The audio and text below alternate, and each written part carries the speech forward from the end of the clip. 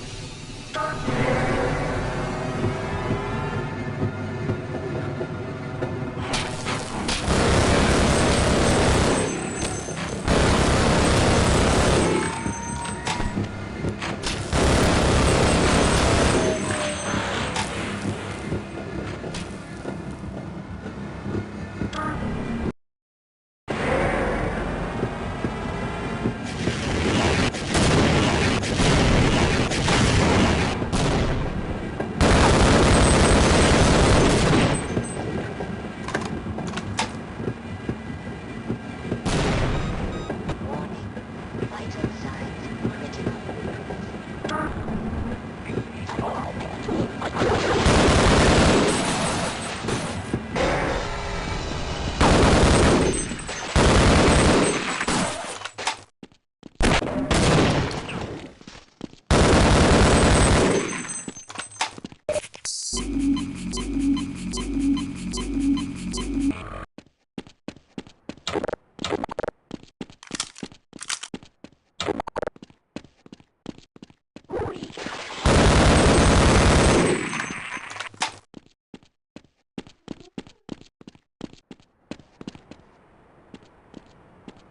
Sir, sector secure. Over.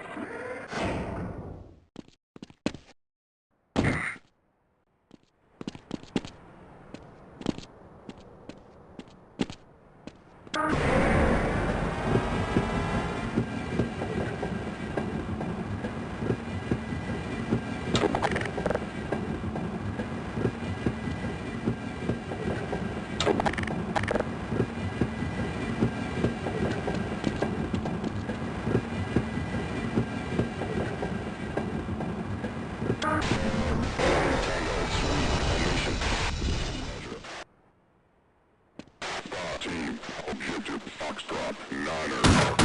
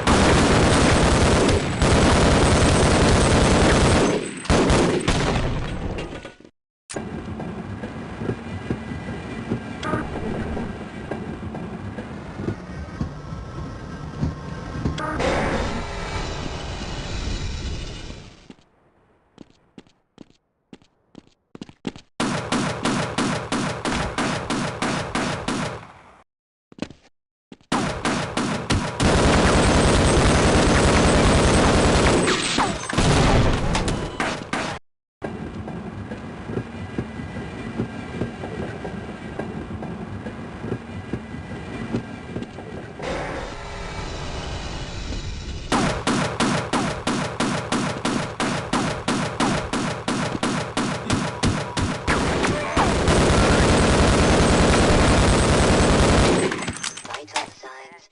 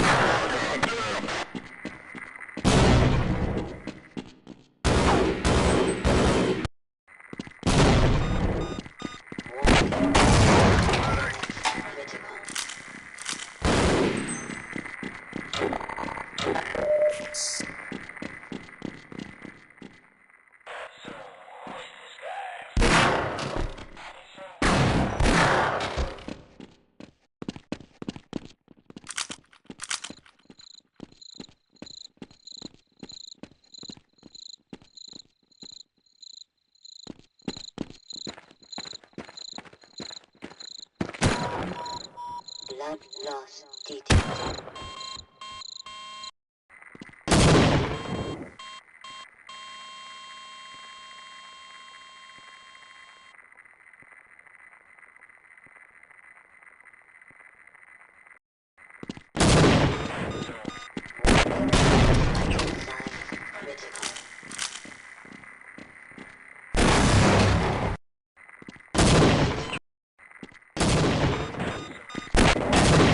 Vital signs critical. Vital signs critical.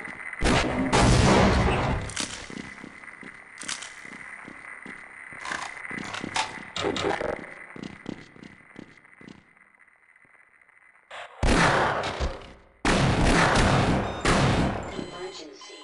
User dead imminent.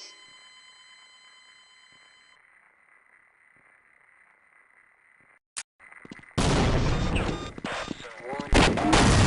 Signs critical.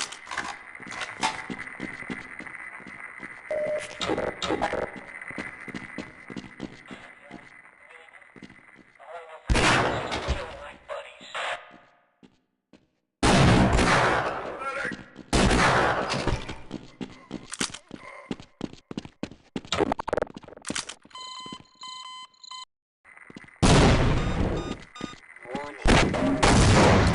Critical. I think he was responsible. Sabotage, maybe?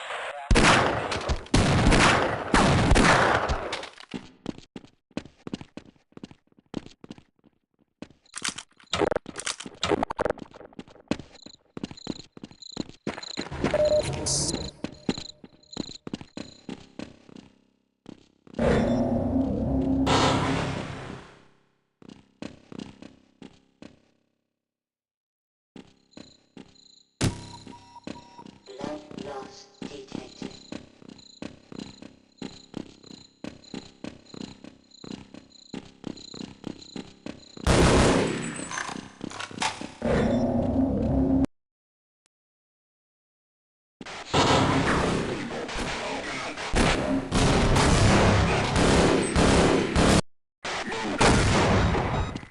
Warning. Critical. That all you got? Go, bring on! Seek medical attention. Oh, yeah. He'll pay. He will. Let's go!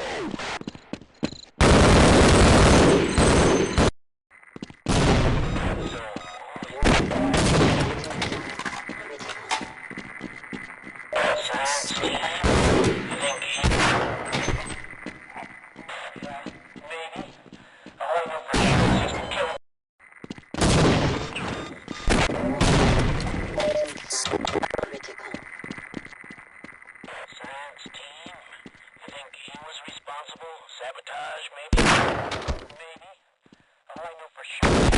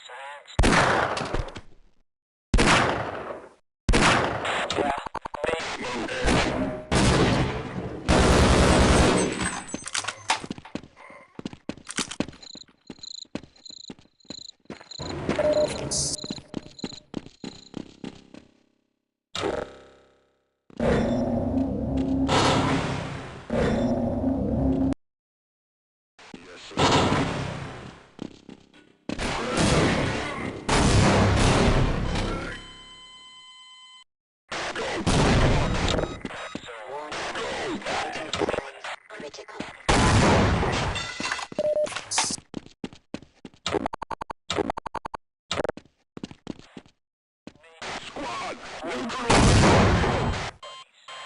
yeah.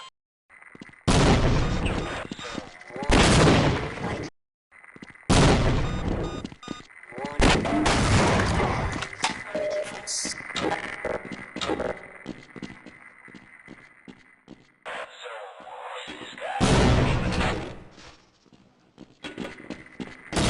Sam's team? I think he was responsible. Sabotage, maybe?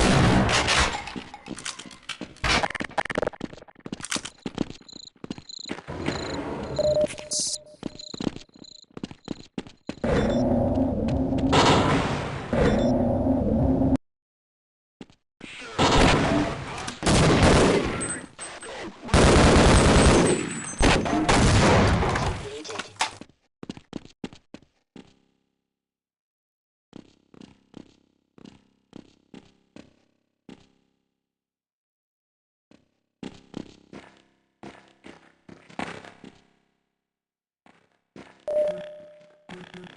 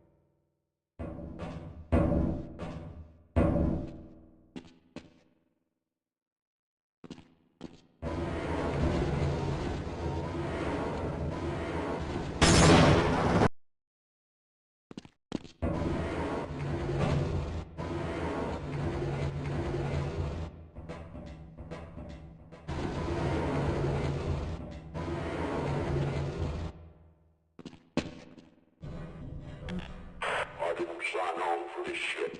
Monster shit.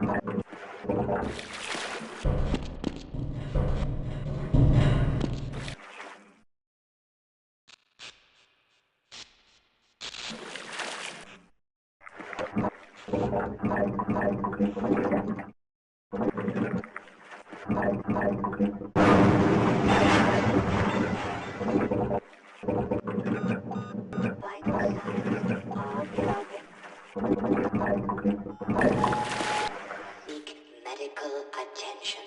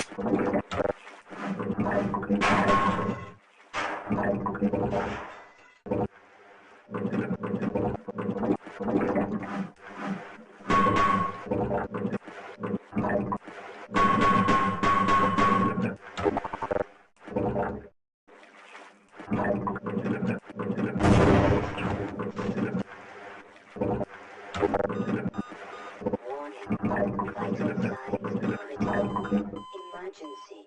Use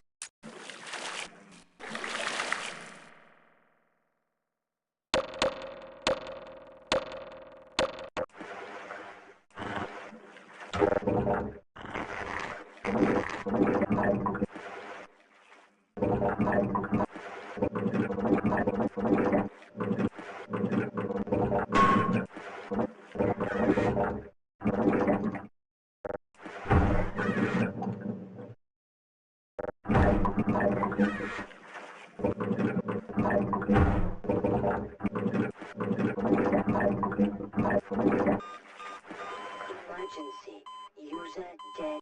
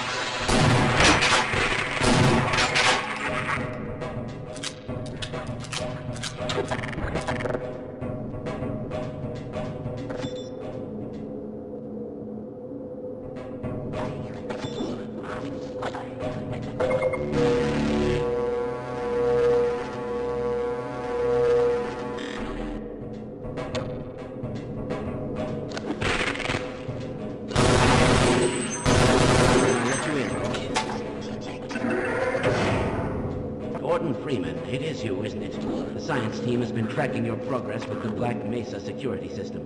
Unfortunately, so is the military. That suit of yours is full of tracking devices. Still, it's better than going naked in this place. It's cold in there, and you'll have to hurry.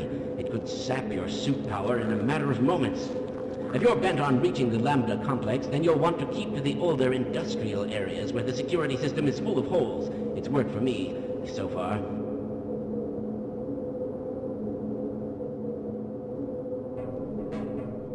Let's go. I'll wait right here. I certainly hope you know what you're doing.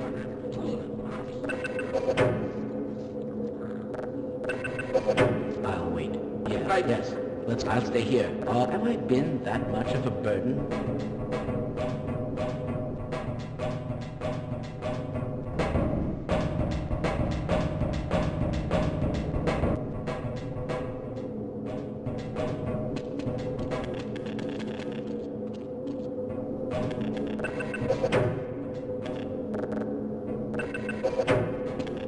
Fine. You won't even know I'm here.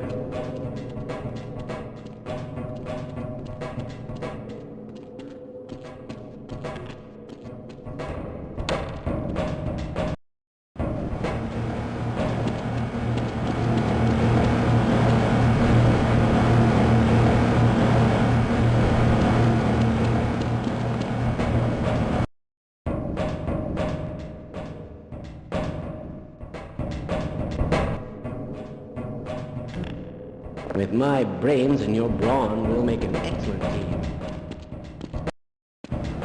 I'm going to stay here and wait for my colleagues.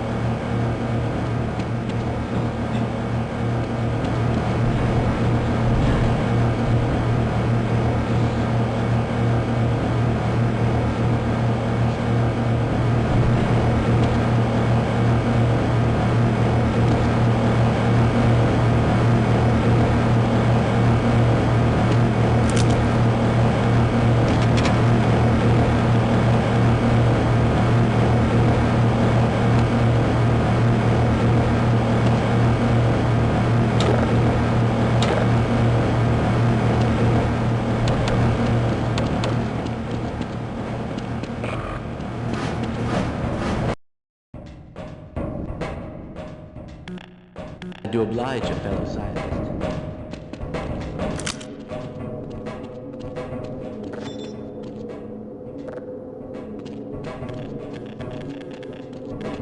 Lead the way.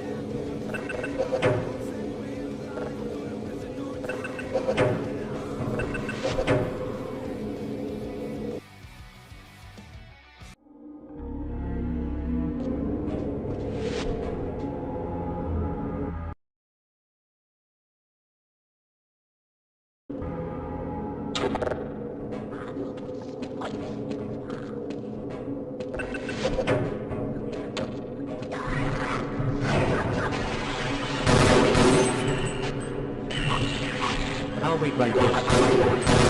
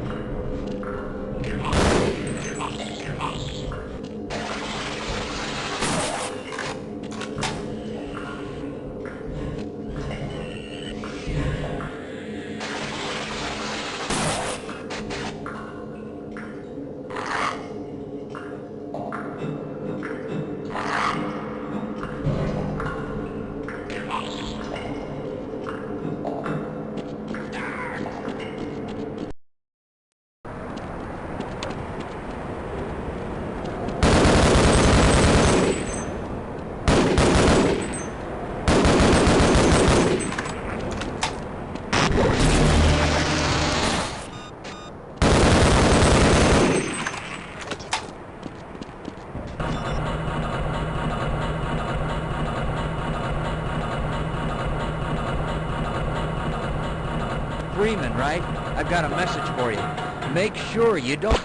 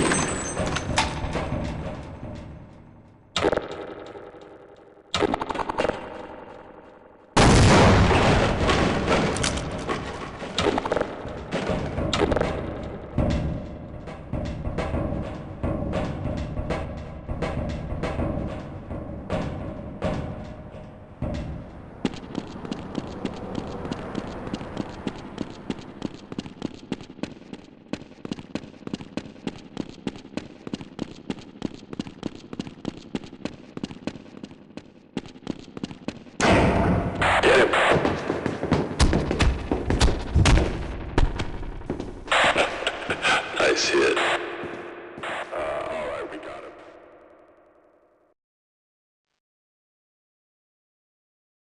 Where are we taking this Freeman guy? Topside for questioning. What the hell for? We got him. Let's kill him now. And if they find the body? Body? What body?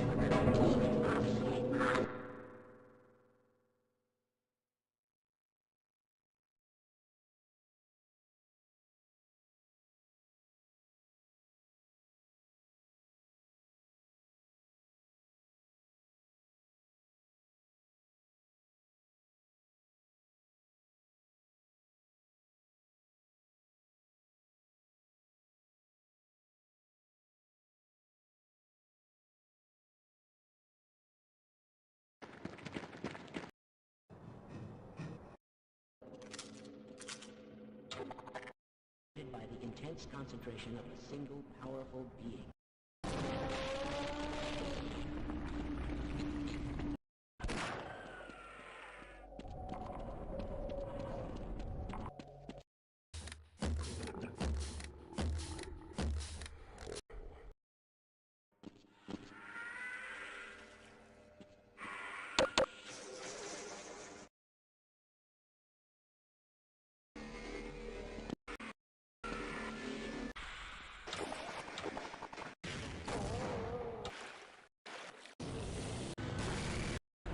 Freeman in the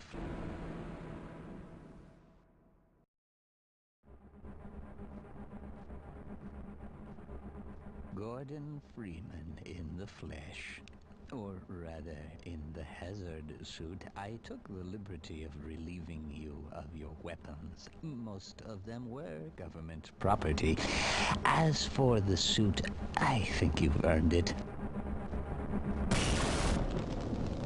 The border world, then, is in our control for the time being, thanks to you. Quite a nasty piece of work you managed over there. I am impressed.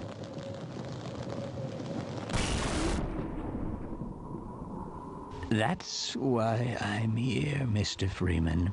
I have recommended your services to my employers. And they have authorized me to offer you a job. They agree with me that you have limitless potential.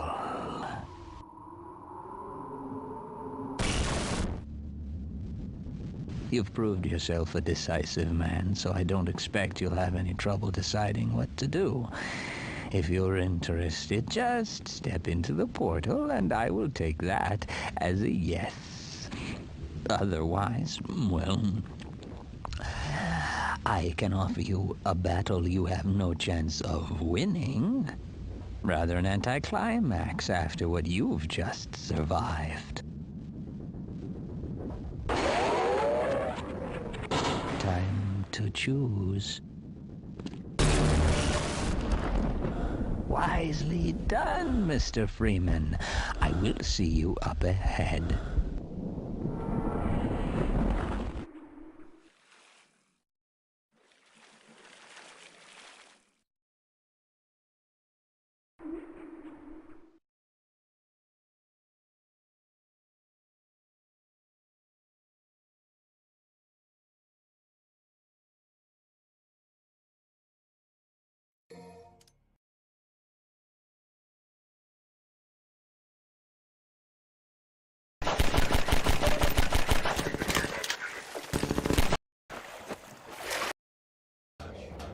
They come.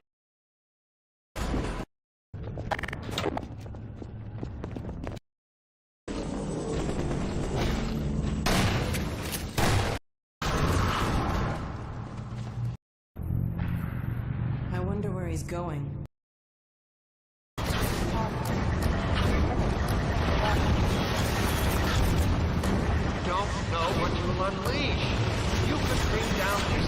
Sentinel, think, man. Think of the people below. No! Yeah! You need me. Come on, Gordon. We've got to get out of here. Maybe we still have...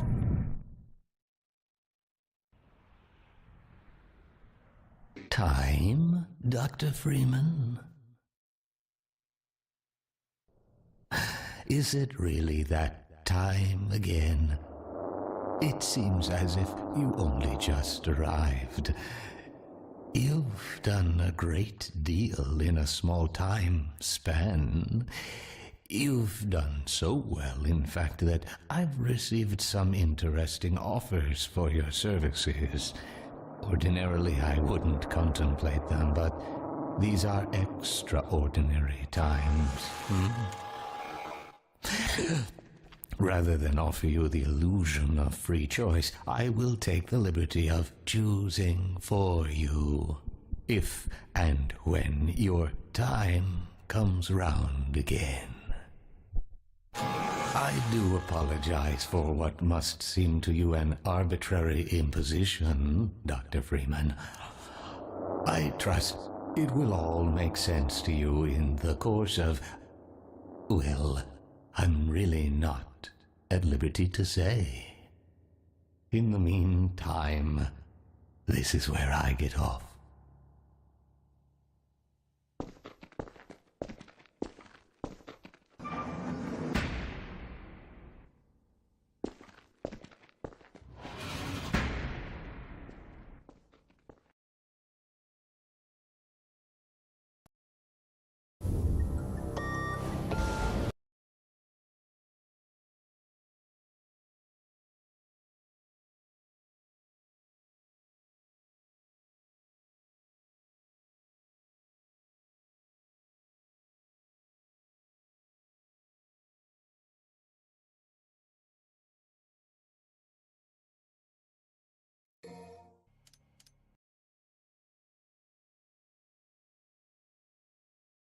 Gonna be with no jokes, like really. I don't know how long the video is, but we have to talk about a lot of... Video is a complete chronological timeline of were cut out during development. It's probably an oversight in renaming the maps, and it's unknown what these missing cut out. So, what yes, the Half-Life series. In the world of gaming, only a few series are as iconic or as mysterious as Half-Life. Its story of interdimensional conflict and unanswered questions has captivated many players for decades. Here's everything you need to know about the Half-Life multiverse.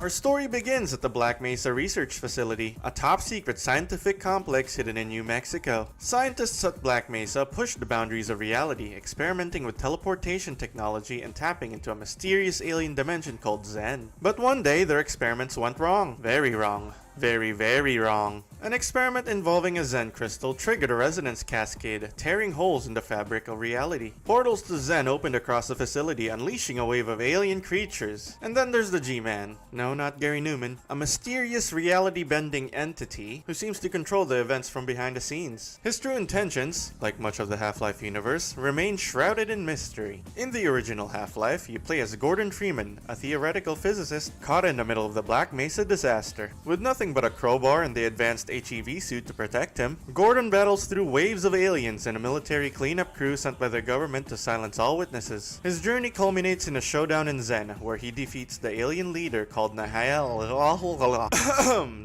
closing the rift between worlds, for now at least. Afterwards, the G-Man appears before Gordon and offers him a job to work for him and his employers, or be left to die on Zen. After accepting his offer, the G-Man puts Gordon in stasis and pulls him from Zen, giving him the status that he's hired. In Half-Life Opposing Force, you experience the Black Mesa incident from the perspective of Adrian Shepard, a US Marine sent to contain the disaster. Shepard quickly learns that the government has its own plans, like nuking the whole area to erase all evidence. His journey introduces a new alien faction, Race X, and culminates in a battle against a massive creature called the Gene Worm. Like Gordon, the G-Man takes interest in Shepard, even going as far as stating that Shepard reminds him of himself before placing him in stasis for reasons unknown. Though unlike Gordon, instead of getting hired, Adrian Shepard gets the status of being detained, and we never saw him since. In Half-Life Blue Shift, you play as Barney Calhoun, a Black Mesa security guard. Barney's story provides a more closer point of view at Black Mesa's day-to-day life. While the stakes are less apocalyptic, Barney ends up escaping with a group of scientists. Though right as he leaves, his file gets pulled up, setting his status as out of range, whereas Gordon's was hired and Adrian was detained, meaning that the G-Man showed some interest in Barney. After the resonance cascade at Black Mesa opened the dimensional rift between Earth and Zen, it caught the attention of the Combine, a multi-dimensional empire that conquers and enslaves entire worlds. The Combine quickly launched a full-scale invasion of Earth in what became known as the 7-Hour War, which was how long it took for the Combine to take over the Earth and wipe a large portion of the population. Humanity surrendered under the leadership of Wallace Breen, a former administrator at Black Mesa, who brokered a deal with the Combine to serve as their puppet ruler, believing it's the only way to prevent humanity's extinction. The Combine transformed Earth into a resource farm, draining the planet of its natural resources, enslaving humanity, and worst of all, using a suppression field to get rid of humanity's ability and desire to breed, which will eventually cause their extinction. In Half-Life 2, 20 years have passed. Gordon Freeman is awakened by the G-Man and thrust into the dystopian future where the Combine has conquered the Earth, with Dr. Breen as the planet's puppet leader in City 17. Gordon joins the Resistance, led by Eli Vance and his daughter Alex Vance, in order to dismantle the Combine's control over the Earth, working with other surviving humans and Vortigaunts. The uprising succeeds in weakening Combine control, causing Dr. Breen to teleport away, but Gordon ends up destroying the Dark Fusion Reactor, triggering a massive explosion atop the Citadel. But before him and Alex gets exploded, he is once again saved by the G-Man. Is it really that time again?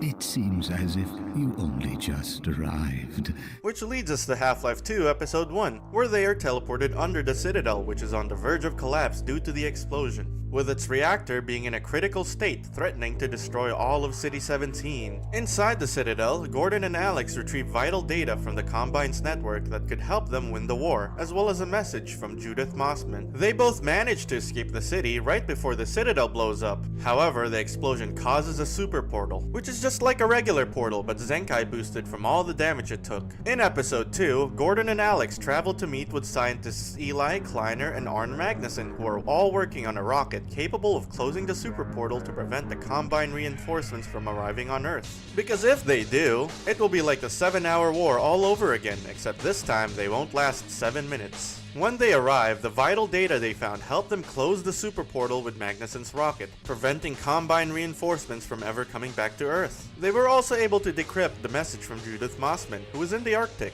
Judith reveals that she has located the Borealis, the missing research vessel created by Aperture Science. Shout out to Portal fans! Aperture Science.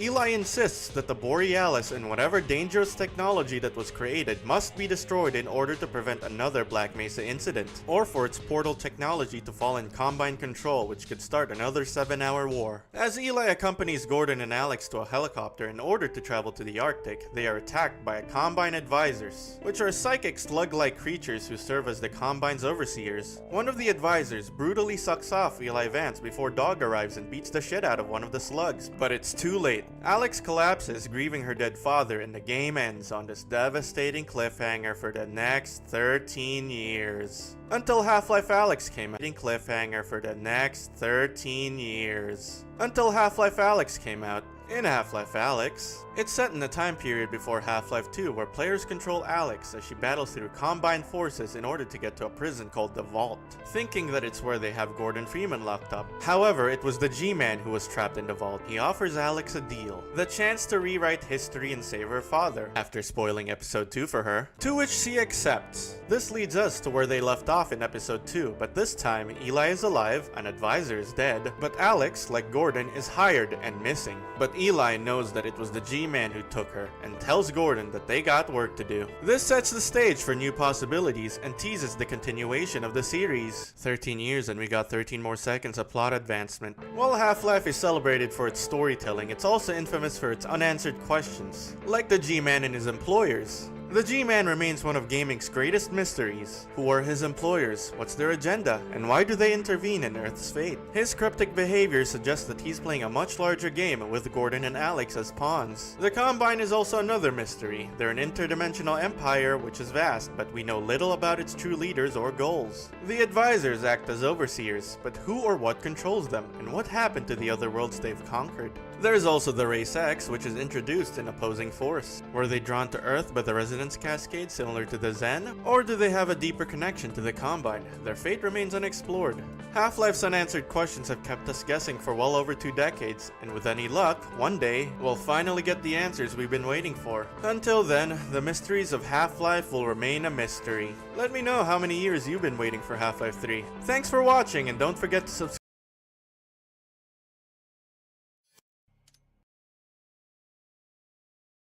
Access to all the game's weapons. The Half-Life games are infamous for how much they've influenced generations. Boomers had Half-Life 1 with all the screaming scientists. There are 25 different screams recorded in that game, by the way. I checked. I grew up with Half-Life 2, which came with the orange box, and despite playing it on Xbox, which was objectively one of the worst ways to experience the game, with poor textures and poor frame rates, it's a miracle it even ran on that limited hardware at all. But you know what? At least it came with Team Fortress 2, that was never updated, abandoned, no cosmetics, no hats, no pyro air blast, no pyro mods. And then this was a time when YouTube content for Half-Life was thriving. The Gmod Idiot Box, Team Fabulous 2, it was goofy slapstick comedy that you could argue is no more intelligent than a Family Guy cutaway gag today. But I grew up on this stuff. Oh my god! Oh my god! And it's inspired me to talk about some of my favorite games from that period. I'd spend hours in Garry's Mod adjusting props, joining servers just to detonate a nuke and quickly leave. And still, to this day, I am terrified of that dark room in the back of Construct. As a 26-year-old man, that place still terrifies me. Of Construct. As a 26-year-old man, that place still terrifies me. Even Generation Alpha, the literal 12-year-olds of today, they're still hooked on anything to do with Valve's Source engine. Like how Skippity Toilet, something which I can only describe as literal toilet humor. Like, seriously, the main bad guys are toilets, which garner tens of millions of views per video, even putting the beloved Mr. Breast to shame. We're done when I say we're done. But with all that content still being put out there, people really do seem to have forgotten the foundations that made it all possible. After Half-Life 2 came out, Valve moved into an episode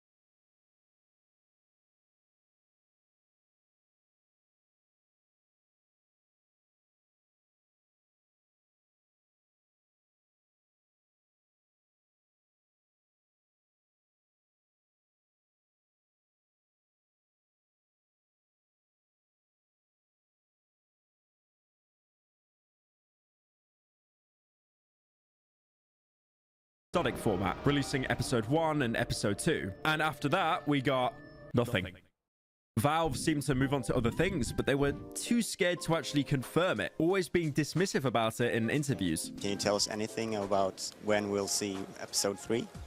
We're not video game developers. We are terrorists up in this bitch, Half-Life Alyx. Then in 2020, we got Half-Life Alyx, which was really good and a great way for Valve to sell you a $1,000 VR set. Like I said, the game was great, and it even retconned the ending of Half-Life 2 Episode 2, something people have been waiting nearly 16 years for an update for. And even though it did that, it basically replaced one cliffhanger with another one. So what now? Do I need to buy the Valve Index 2? Well, there's a game I played through recently that changes that. Something that writes itself into the Half-Life lore and actually does an amazing job doing so. And I think I can call it a competent successor to Half-Life. It's called Entropy Zero. And the best thing about it, it's totally free to play.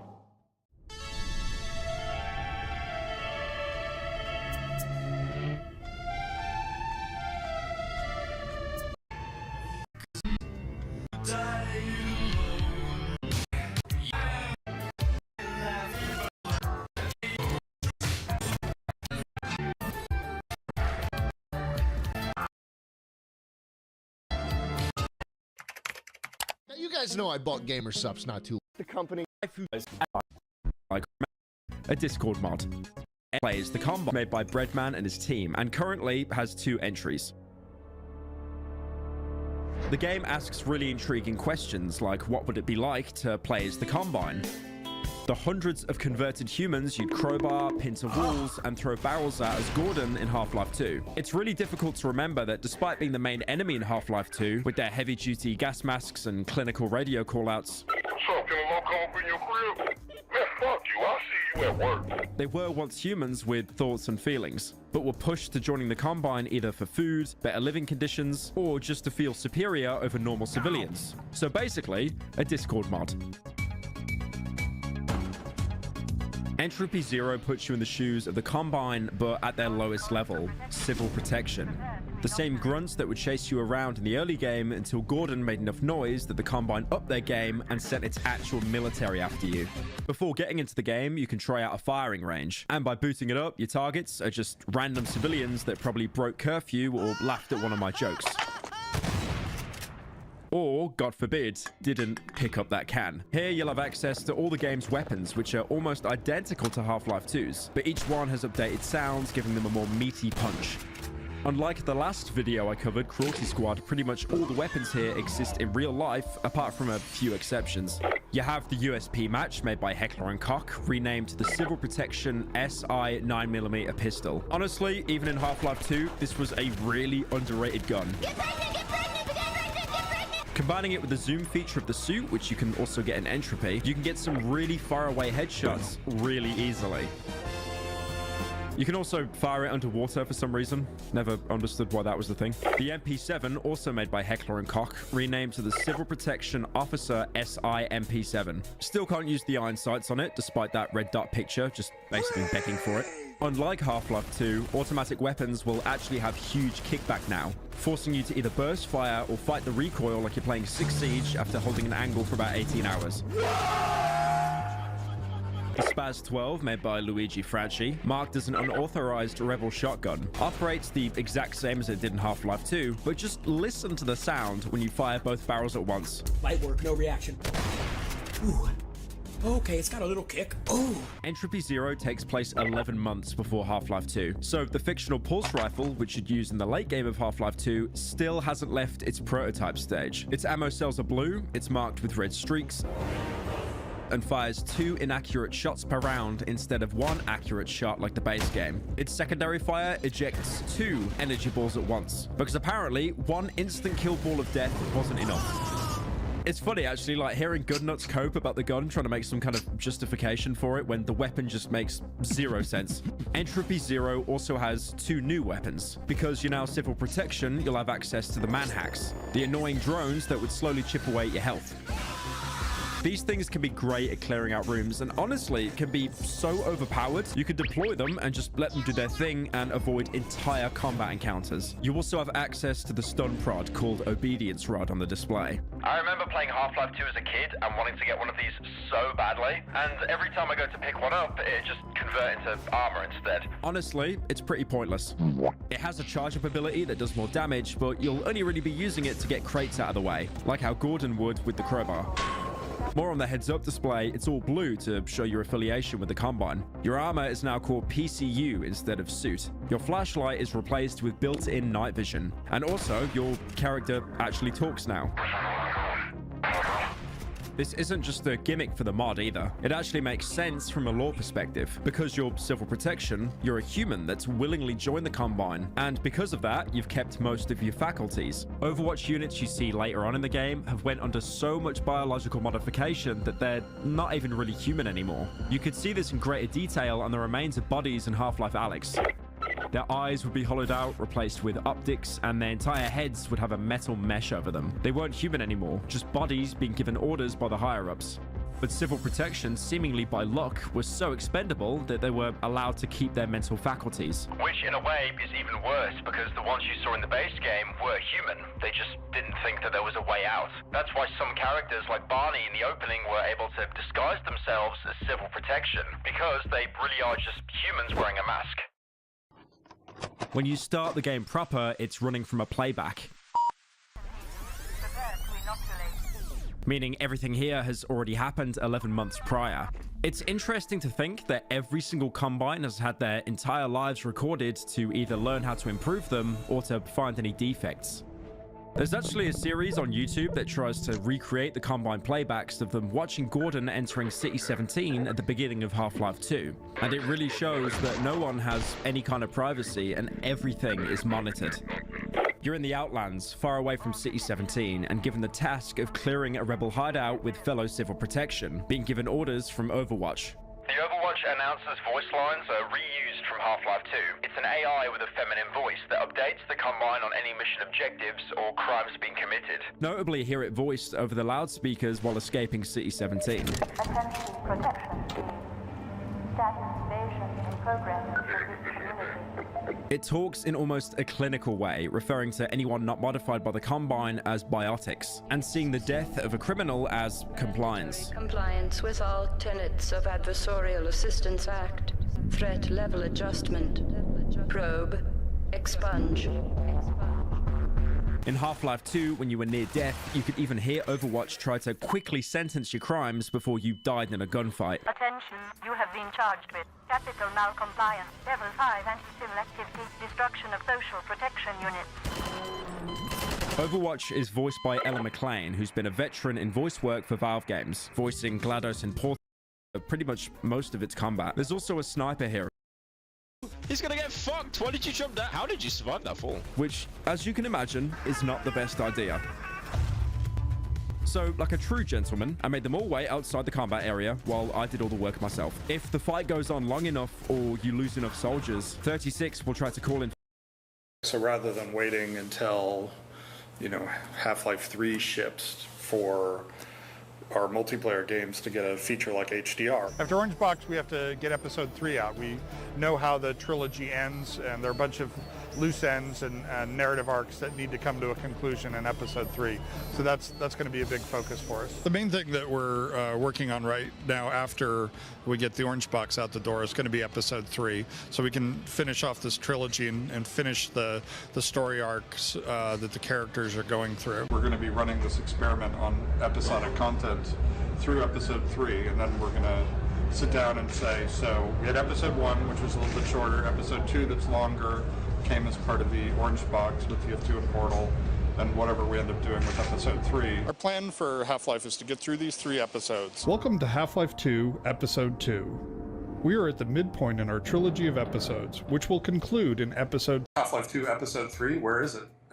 So we tend to view ourselves as subject to valid criticism on our ability to manage our schedules. I will now ask you the world's shortest question ever, Half-Life 2, Episode 3. Thank you. Everyone is wondering what you guys, the main Valve team, are doing right now, and where Half-Life is headed?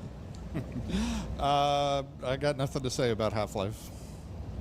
Well, it's not dead anyway. I have nothing to say about Half-Life. They were obviously asking about episode 3. Can you give us any news on that? No, we don't have anything about Half-Life or episode 3. Okay, fair enough. Hey, is that about ready? These things, they take time. So are you getting a lot of death threats over the non-reveal of Half-Life 3 yet? I think everybody hopes that we do good work in the future. The Sharks are fans too, right? Yeah, hopefully. Right. You'll never get Half-Life 3 if you eat me. Are we going to see Half-Life 3 and when? Well, I can't really say anything about Half-Life 3, and when I do, I'll certainly talk to the BBC about it. Is it in development then, I take it then? When I have something to talk about, I'll be happy to talk. No, that's fair enough. What must be the most hotly anticipated game on the planet? Half-Life 3, yes. 3, and yeah. Gabe's now going to tell us exactly when that's coming out. Please, Gabe. I don't know this man at all. You don't know your own imaginary friend, Jonathan Ross? You could have just said soon. That would have been fine. Is there any way we can have any news on Half-Life 3? Yeah, we don't have anything to say. There is. It's ready when it's ready. So, anyhow, thank you very much. I have a light flashing at me telling me that I don't get to answer the third question. And hope you enjoy the rest. Don't leave me.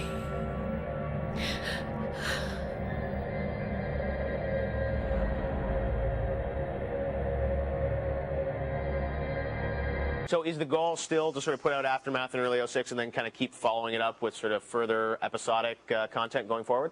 Yeah, we have right now 3, and we're starting a 4th single-player content team. So they'll be sort of leapfrogging each other and releasing new content while the other groups are in pre-production and production. Wow, that's very cool. So we'll see Aftermath and then potentially, just kind of more add-ons in production.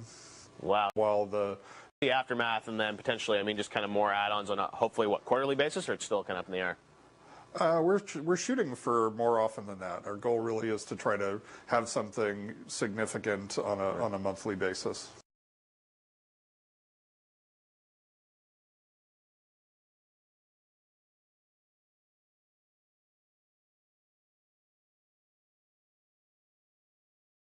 And you can't get lazy and say, oh, we're moving the story forward. That's copping out of your obligation to gamers, right? Yes, of course they love the story. They love many, many aspects of it. But sort of saying that your reason to do it is because people want to know.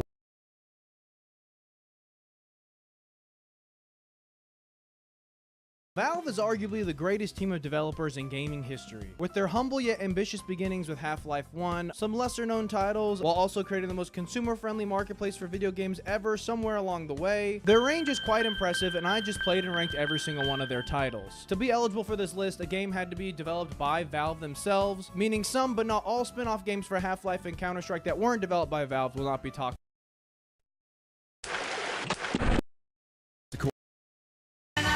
Our next guest has spent the better part of a decade.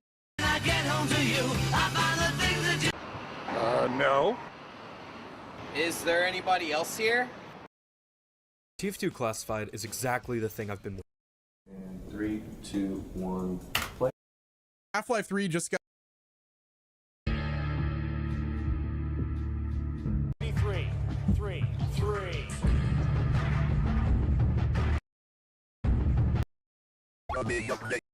Half-Life.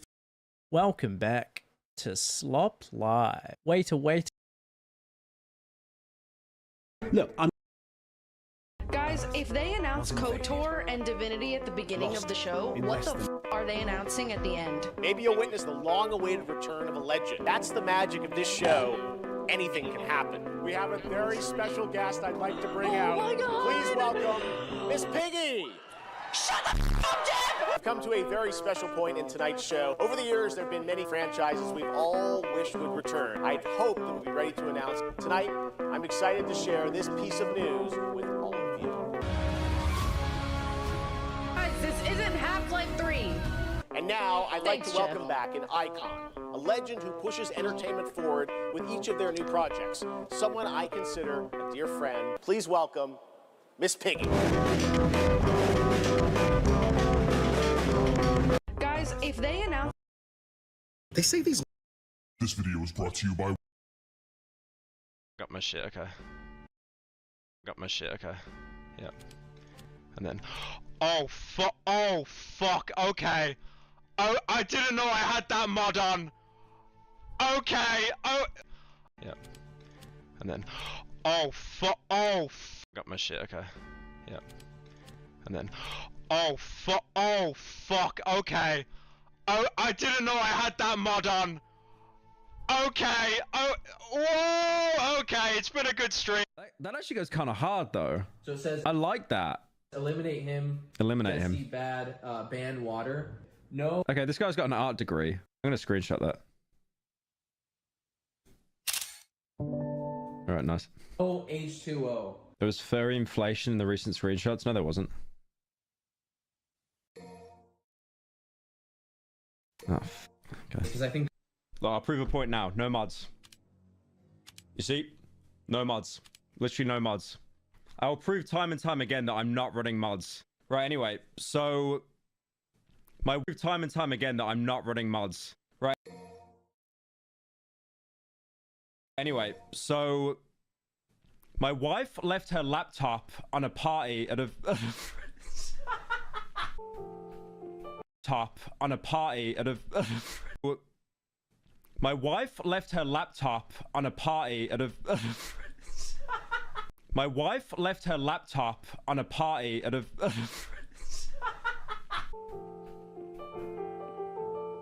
You forgot the key. I want to play something else. Hey, my favorite pretty boy Femtwink Pyro. What's your favorite fat fur? Hey, my favorite pretty boy.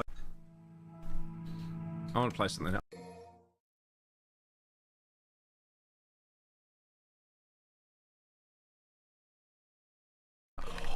Hey, my favorite pretty boy Femtwink Pyro. What's your favorite fat furry? Oh my god. Asking so I know what to draw and send to your PO box. I expect it to be framed and hung on the wall. This is the third time this has happened now. Pyro, I know someone in Birmingham that can keep you safe while you're there. Just let me know. This is the third time this has happened now. BTW, I will keep donating till you acknowledge my chat. Do a backflip, please. Thanks. I'll be back. Is that the auto pistol? Dude, Akimbo is so gay. Akimbo is so gay. You wanna know how gay Akimbo is? In the nicest way possible? There's this image of a child throwing rocks at an elephant saying gay. That is the average Akimbo user. It's so lame. It's so lame. So lame.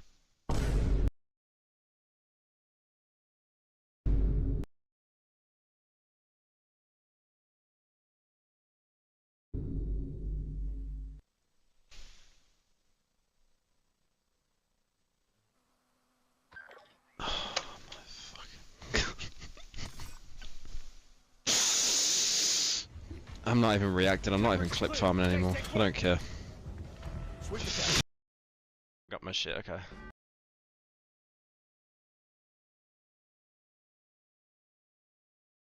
Welcome back to Gaming Factor Fiction. Got my shit, okay. Every once in a while, when you're out and about in a game, doing some quests or just exploring, you'll walk into a random location, and out of the blue, you'll get the biggest dose of the heebie-jeebies you've ever gotten. You're casually strolling by, and in an instant, the mood completely changes, while the game seemingly stays the same. This can happen in any game at any time. You find a place, and for no reason you just think, something's going on, and I don't like it, but I'm curious, and I'm kind of into it now, and it's my mind. Tomorrow video where I break down humans. His videos are really swing, which by the way is an amazing name for a follow-up DLC. They really put their heads together on that one. Dying Light is a mostly action-focused zombie parkour game that a lot of people remember only for being able to drop kick everything that moves within close vicinity of you. It is insanely fun, especially when you play with friends. However, it is also a very grim and dark game aesthetic-wise. If you really immerse yourself in its world while playing alone, it can get pretty quirky. Everywhere you look, there's blood, guts, and trash. Infected, constantly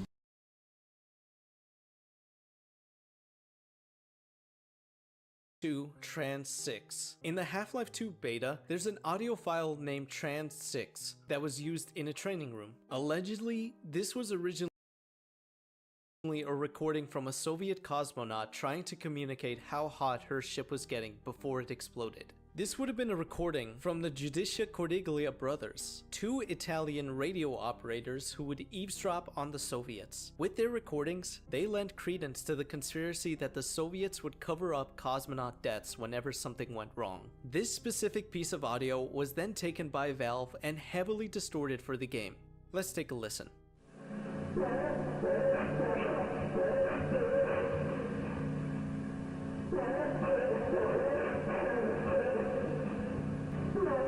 The validity of the Giudica Cordiglia recordings have come into question many times before, but for this exact audio piece, it actually comes from the CONET project, a CD set of recordings from radio stations. To be specific, it comes from the Ready Ready 15728 track.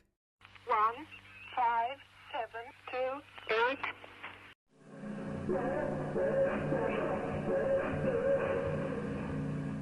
Corpse01.mdl. In Half-Life 2, this corpse model is actually textured from a real burned corpse. The picture was taken from a medical book and was edited so that the one remaining eye on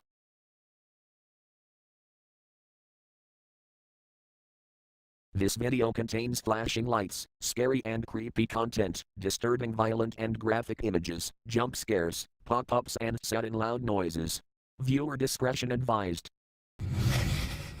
Sudden loud noises. Viewer discretion advised. The term Easter egg refers to a hidden message or joke, or in the case of this list, scare in a video game.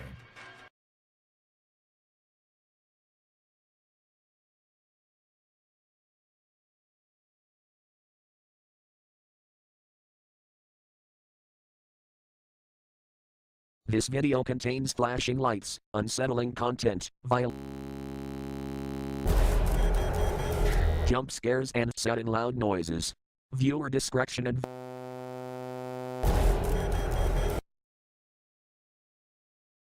Easter eggs are hidden extras the game developers and Golf 4. The family-friendly theme of Everybody's Golf would feel like the last place to find anything creepy. Yet on course 5, hole 6, there's something quite disturbing within the trees. At the tee, zoom the camera forwards in a straight line until you reach the other side of the course. Around the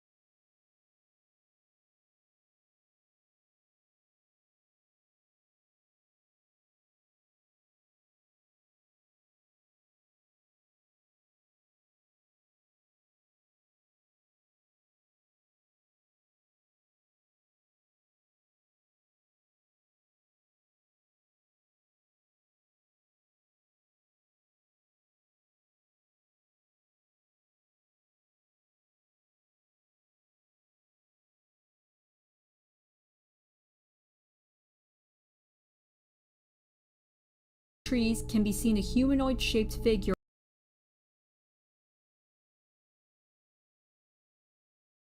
watching you. No matter where you look, the figure is always looking directly at the camera. Should you zoom too close, the figure will simply disappear from the map. The entity does not move, nor does it impede play. It seems to simply exist to catch you off guard. It's believed to be a reference to the West Virginia story of the Flatwoods Monster, which in and of itself has been speculated to be related to alien encounters.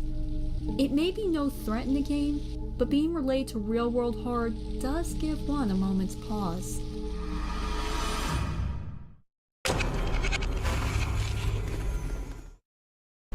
Sovngarde statues, Elder Scrolls V, Skyrim, Noia. That's serves to make it even more through the static, a shadowy alien figure with blood-red eyes will beam down to the surface from a UFO and deliver a message in a garbled, indecipherable language before vanishing back into space as quickly as it arrived.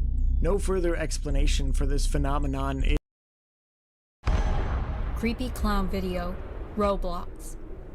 With a game as child-friendly and harmless as Roblox, it's very surprising to find anything that could be truly creepy. Nevertheless, this Easter egg is disturbing to behold. Public servers do not allow access to the admin commands, but private servers will allow specific users access for general management of the server. Within those commands lie two very specific ones: I love you and always watching. Once either one of these has been entered, a video will play showing a man dressed as a clown, rubbing his clown face in a really disturbing manner. There is no context for this video, and it's so out of place that it's quite frightening to encounter. The Easter egg was eventually removed from the game in later updates. It's unknown why this video existed in the game's code, but it's assumed to be a joke put in by the game developers. Why they felt it was something to put into a child-friendly game remains unknown, even to this day.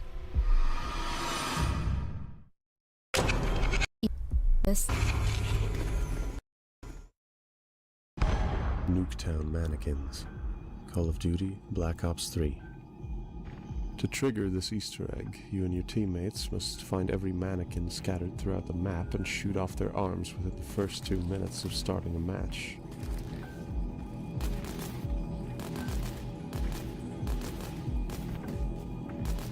Done correctly, an unsettling chime will punctuate the air, and the mannequins will take on a life of their own, stalking you and your fellow soldiers across the map.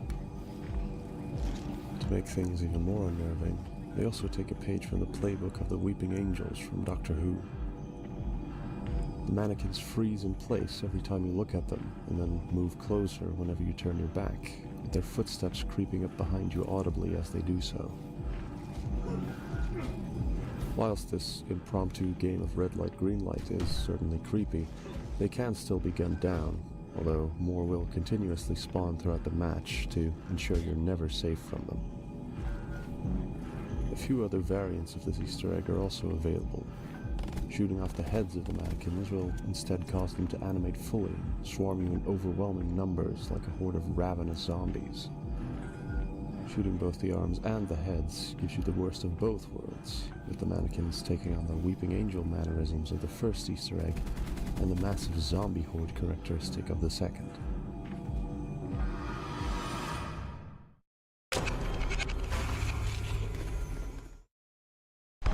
Staring statues, Dead by Daylight. Whilst it may be hard to spot on account of you being busy either running for your life or chasing down your latest victim, the decorative statues on the Sanctum of Wrath map in the realm of the Yambri time supernatural creatures, and even nearly fatal 911 call. Cry of fear.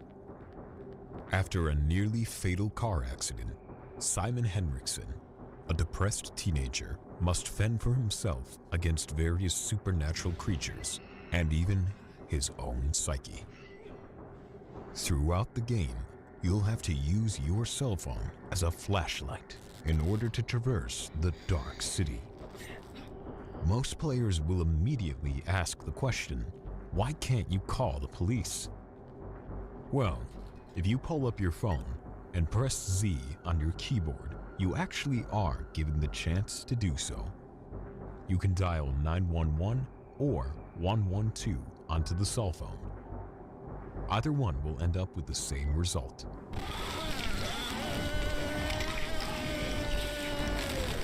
A loud, piercing scream with something snarling in the background can be heard. The sounds of a chainsaw can also be made out prior to the call ending, with the sound splitting of flesh and dripping of blood. You can only do this once per playthrough, as whoever answered the phone is probably no longer with the living. This small Easter egg lets the player know that with every nightmare Simon experiences, no one will be there to help him.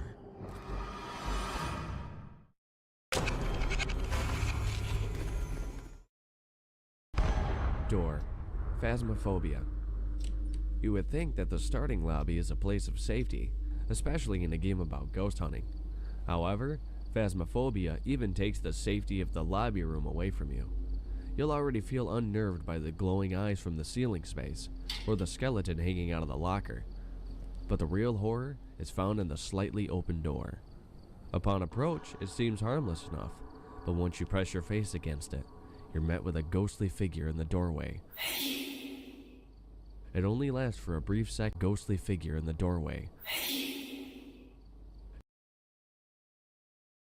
It only lasts for a brief second and only triggers once per session, but the first encounter will leave you paranoid of any open doors going forward. Press your face against it, you're met with a ghostly figure in the doorway. First encounter itself.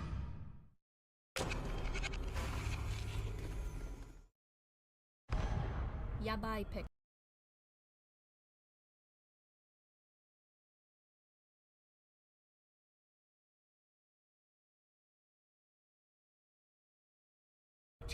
Utaho no Tatari 2. Drawing heavily from Japanese folklore, Utaho no Tatari focuses on the horrors of being cursed. Towards that end, many creepy and disturbing things will be found here. Yet among them all, the Yabai picture remains the most unnerving of the lot. After day 3, the level will open with a visit to a Shinto shrine. Before entering, there are 3 torii gates to the left, as is often found at Shinto shrines. After walking through them in order from bottom to top, walk to the edge of the screen and interact with the end of the map. The Easter egg will be triggered, causing an unskippable string of text to appear on screen, alongside an unnerving audio track. Once triggered, torii gates have often... The implications here could be that we're passing from our world to the next via our foolish action of crossing the gates.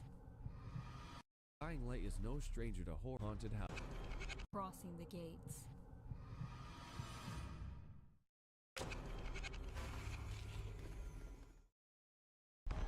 Haunted house. Dying Light the following. While Dying Light is no stranger to horror with its zombie population, this Easter egg stands out from it all. Found inside a lonely house in the countryside area, you must locate the cupboard underneath the stairs. Not only is there a Harry Potter Easter egg here, but there's a skull on a shelf. Interact with it several times to make it spin and activate the Easter egg. The front door locks, windows will slam shut, and a ghost will drop from above and attack you. Should you explore the second floor, another ghost will ambush you from behind.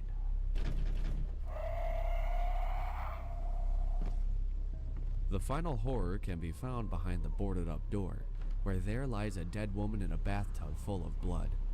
Should you survive all this, you'll then be able to leave and go from the spectral horrors to the very real undead ones.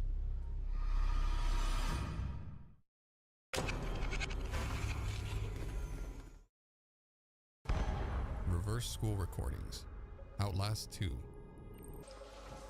In Outlast 2, Blake Langerman and his wife Lynn are stranded in a battle between 2 cults, each of them out for blood. Throughout the game, the player can record the horrors around them on their camcorder. If you play back the recordings of the nightmarish school, you'll find your footage to just be static and garbled audio playing in the background. After reversing the footage, you'll be able to make out the voice of Father Loudermilch, the teacher at the school you have been wandering, and the abuser and killer of the player's childhood friend, Jessica. creation beyond what the flesh you made was able to resist. Thank you, God, for killing the child. Thank you. Thank you. You never told the soul. You let the small sorrow of her suicide wash over the unacceptable tragedy of her murder. The messages are prayers from a psychotic mind, thanking God for killing Jessica, how vulnerable she was, and most disturbingly, how he wants to do it to other students. With how notorious this series is for jump scares and body horror, these hidden messages are the most unsettling due to the fact that this can actually happen.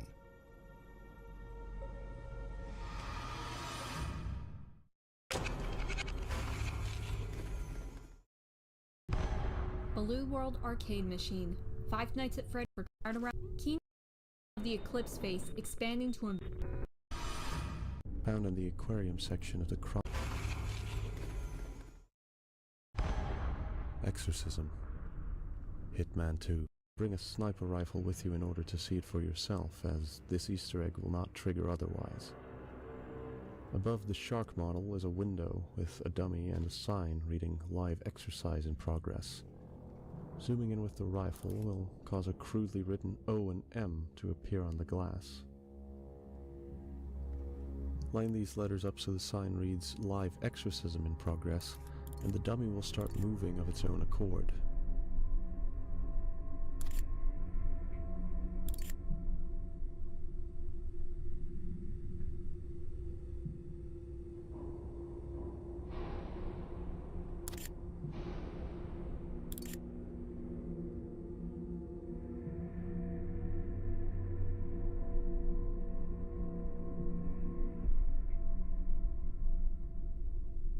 Slowly raising its arms to point at you, and turning its head to stare directly at you if you let your scope linger on it long enough.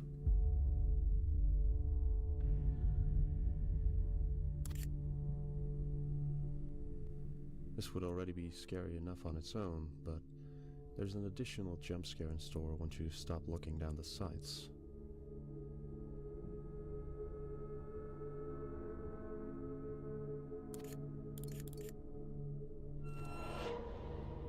The dummy suddenly appears directly behind you.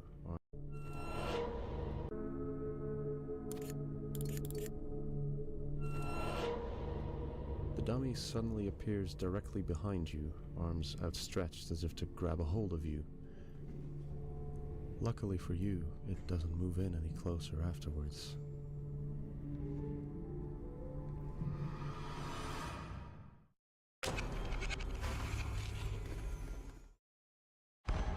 Golden Freddy. With no TV, camera, and a jump scare. His black, eyeless sockets staring into your soul. Take too long, and Golden Freddy will strike, shoving his face right up against the camera in a jump scare. This is unique, in that it is the only jump scare that will close the entire game, rather than game over. The only way to get rid of him is by flipping up the camera monitor, and then flipping it back down again. This will cause him to vanish as suddenly and inexplicably as he arrived, allowing you to continue your night shift.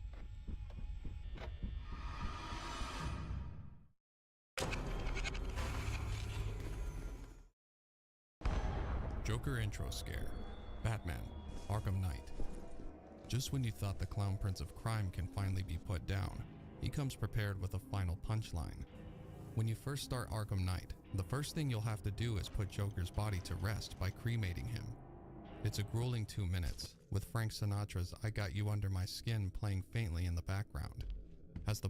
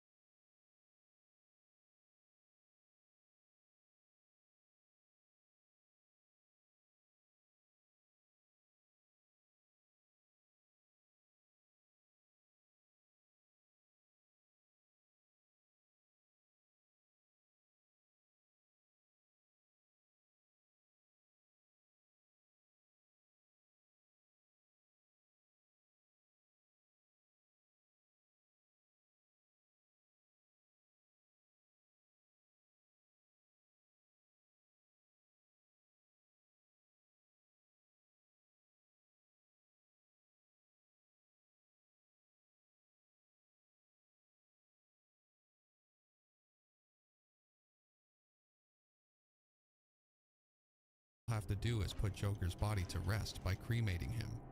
It's a grueling 2 minutes, with Frank Sinatra's I Got You Under My Skin playing faintly in the background. As the body burns, becoming a charcoal black, the only thing recognizable on the husk is the familiar white-toothed smile of the Joker. It'll then transition into the logo of the game, as Commissioner Gordon proclaims that this is how the Batman died. However, if you start the game on New Game Plus, you'll be treated to a more horrific sight. The opening cutscene will start the same. However, as the flames overtake the Joker's body,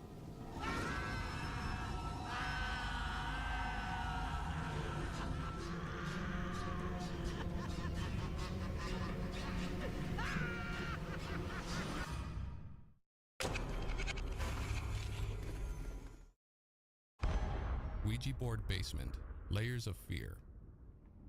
With a name like Layers of Fear, it's expected that you'll find all manner of disturbing sights during your descent into madness. This particular Easter egg can be found before even getting into the majority of the game, and has most likely been missed. Near the start of the game, there is a specific locked door in the basement that will only open if your calendar on your console or PC is set to October 31st. The door leads to a room where a Ouija board can be found and interacted with. Depending on the words spelled out, different events can occur, such as spawning in ghostly figures, creepy sounds, and even the almighty Cthulhu will pay a visit. There are a lot of different words that can produce a variety of effects, such as magic, dog, game, and many others. Considering the room only opens on Halloween, it's easy to understand the reference here.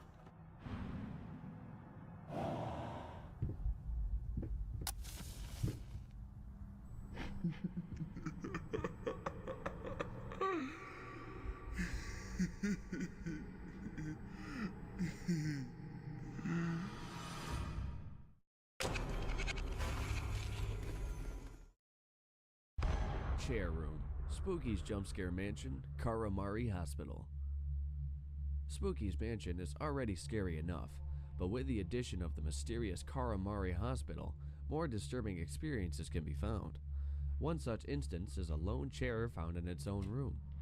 Taking a seat will trigger a sequence of unnerving sights, starting with a snowing-like vision, blood trail leading from the door to the chair, and escalating to seeing a haunting, grinning face in random places. After a few minutes, your vision will black out and you're forced out of the chair, leaving behind a ghostly shadow, preventing you from sitting back down. This is all you will experience the first time. Upon successive playthroughs, you can locate the sacred sword in one of the offices. If you use this on the ghostly shadow, it will disappear, allowing you to sit down again. However, the second time is very different.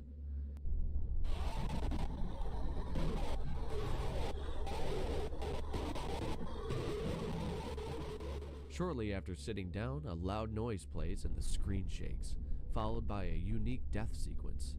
The text indicates you were teleported away to another world that consumed you.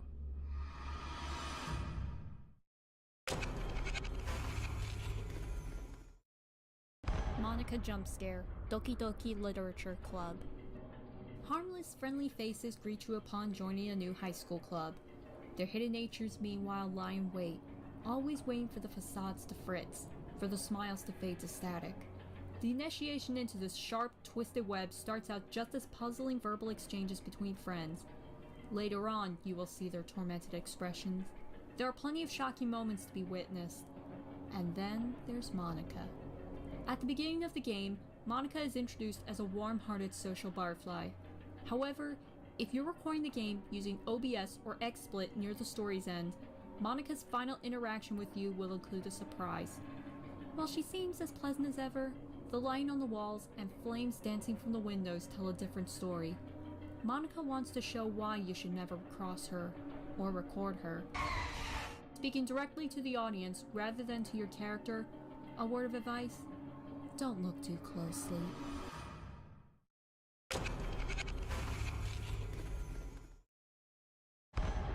Dimension, welcome to Hanwell. Few games are more unsettling than those that reflect a nightmarish vision on an everyman's neighborhood. Hanwell's open world turns sideways in a house on Lock Lane.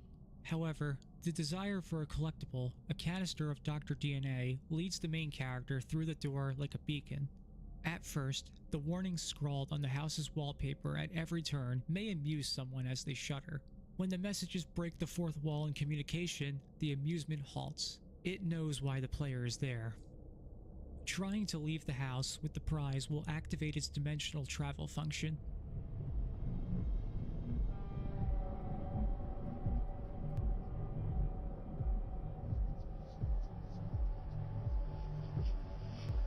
The character, now armed with a baseball bat, winds up on the surface of a vast, dark lake. Giant eyeballs are now watching, turning with the character's every movement.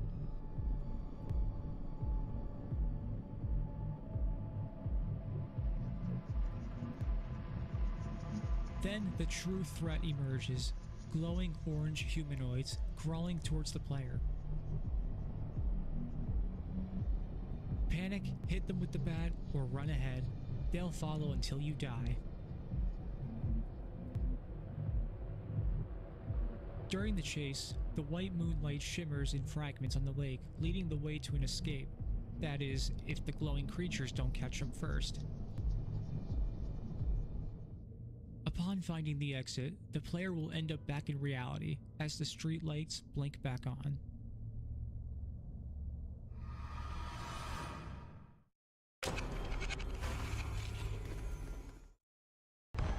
Zalgo, Yume Tuki.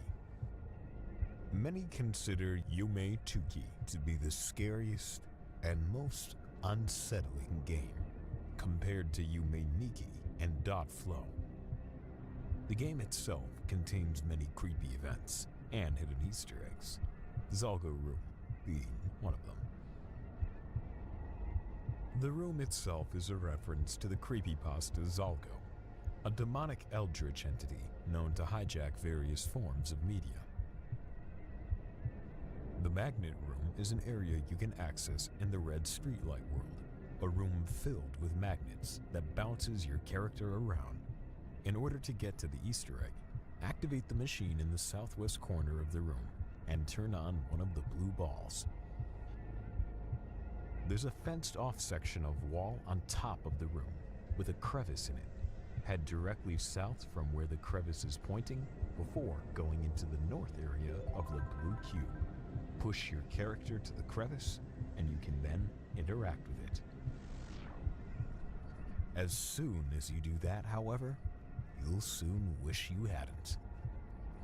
A large, pale face becomes visible in the background, with various tentacles covered in eyeballs attached to it. All the while, a distorted jumble of sounds can be heard.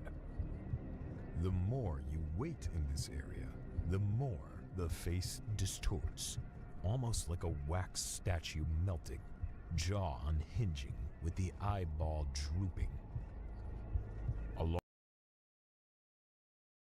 Along with that are the sounds of wet, fleshy noises and many forms of laughter.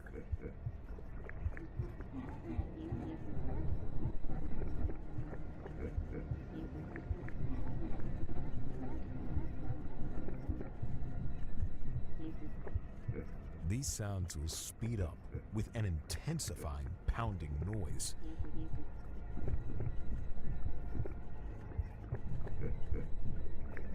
As if someone or something is approaching you fast.